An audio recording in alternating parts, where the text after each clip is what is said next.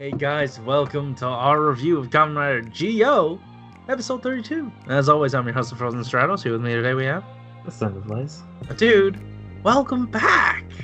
We just got done watching this episode, and it was very good.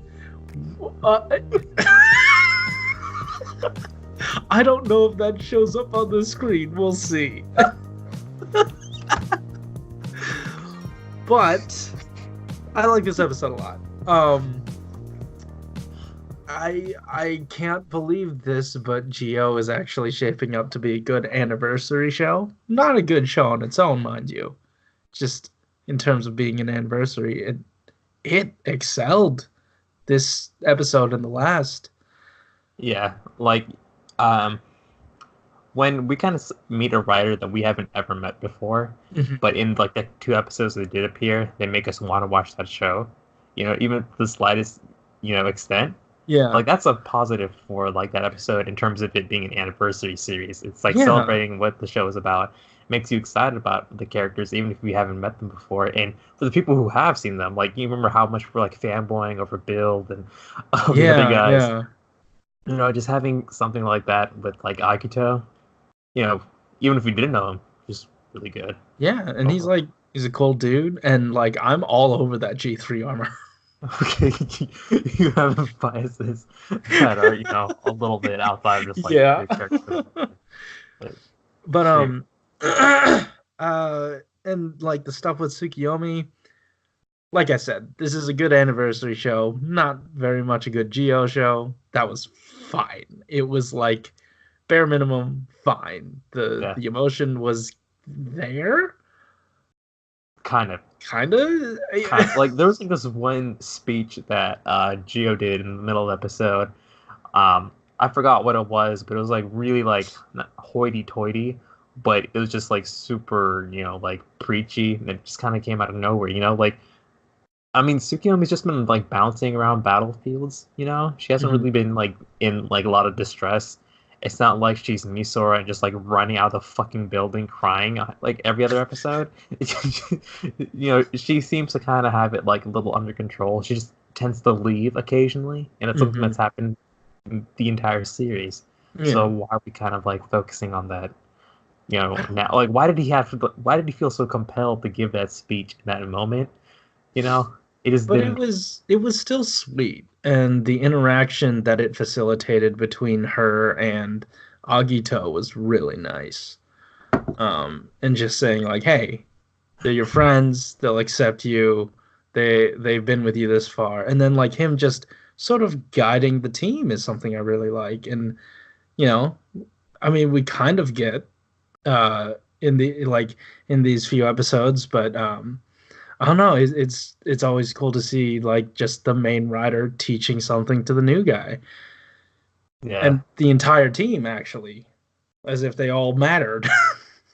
Yeah, except for Gaze. Gaze was like somewhat absent this episode. Yeah. He's like, hey, Waz, want a race? And that was it. Yeah, then meanwhile, like Gio just swinging at air the entire sequence. Yeah. Whatever.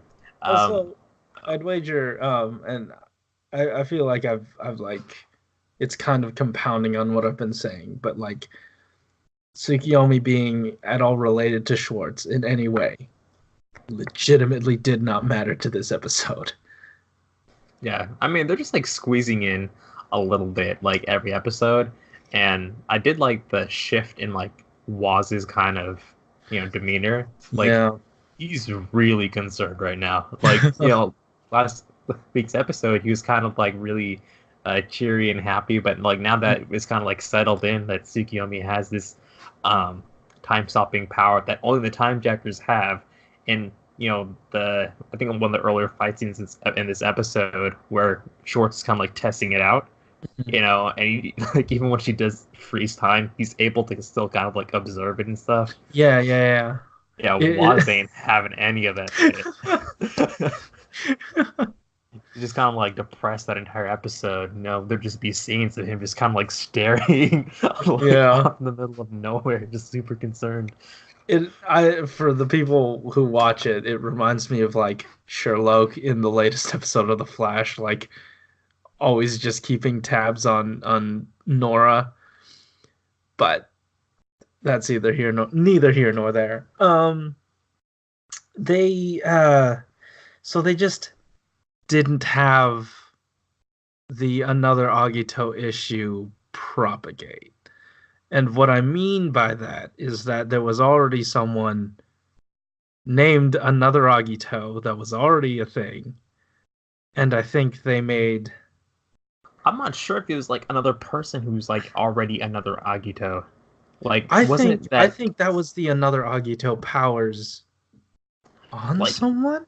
I don't know. Like, I feel like for this one, because they were referring heavily to the type of power Agito has in both this episode and the last, it probably has something to do with Agito itself.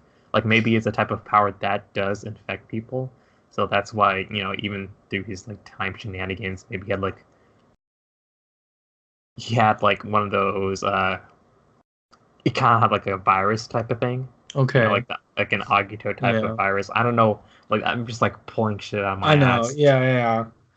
But the way it was kind of like spread around, like there were multiple Agitos, right? Like there were multiple another Agitos, and then when they took Agito's power, they didn't turn it into like maybe they got the another Agito power from one of those like possessed type of Agitos. I guess, I don't know. But like those came from another Agito, so it's really confusing.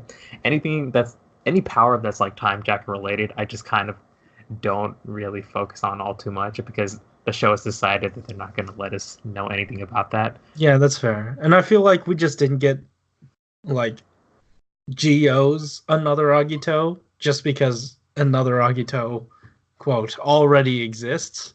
That's why once they didn't turn it into a dark watch, they turned it into a regular ride watch and then put it into a citizen.